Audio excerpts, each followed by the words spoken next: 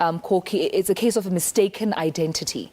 And just for the South Africans that are watching right now, are there any countries that you can advise them to avoid or perhaps just beware of before visiting? Well, there are the obvious ones like Syria, where there's a civil war taking place, Afghanistan, which is winding down.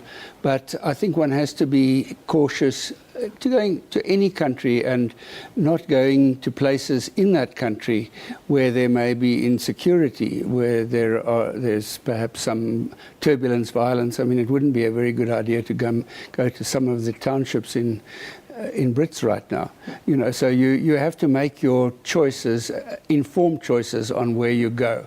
And Yemen has long been a very turbulent place. You know, the Arab Spring particularly disrupted the Arab countries. We see the turbulence going on in Egypt as well at the moment.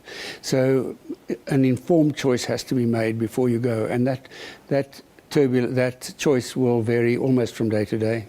Now, the South African government, has made it perfectly clear that they will not be involved with the negotiations as far as paying ransom is concerned, as far as negotiating directly with the captors. What does the South African foreign policy have to say about this incident then?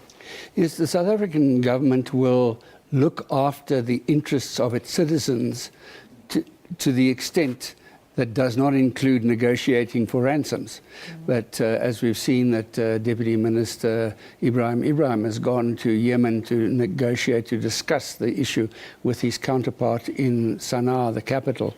So political activity, attempts to negotiate through the government, that the South African government will do, and of course it will also warn its citizens, but not get involved in individual cases or certainly paying ransoms. And speaking of this particular individual case, the captors, of course, have extended the extension in hope that the ransom money will be raised in time and be, of course, given to them. Is there a chance that Pierre might make it home alive? Well, let's certainly hope so.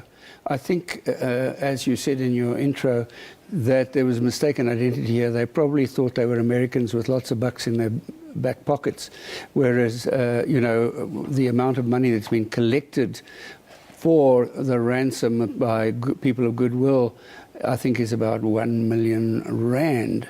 It's absolutely nothing, and compared to what's being asked. So I think that one can only hope that the negotiations will lead to some common sense on the part of the Al-Qaeda people who are behind us, realizing that they're doing their own case, their own image, a great deal of damage by this random violence.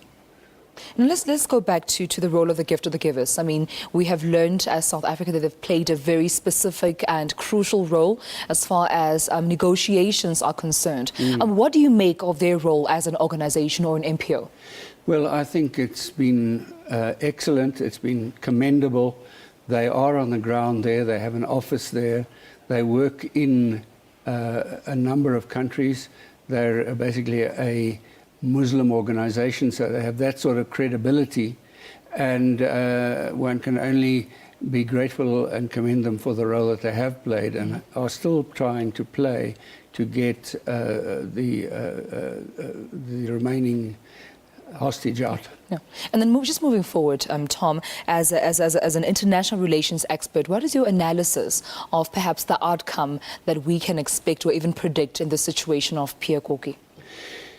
Well, Yemen is not exactly on the highest priority list of South Africa, and we don't have a resident ambassador there, and they don't have an ambassador here. So it's a little off the radar screen for us, and that, I think, has been one of the reasons why it's been difficult to deal with us. All righty then. Tom Willer, an international relations expert, thank you so much for just giving us insight on the issue. Been a pleasure. Thank you so much.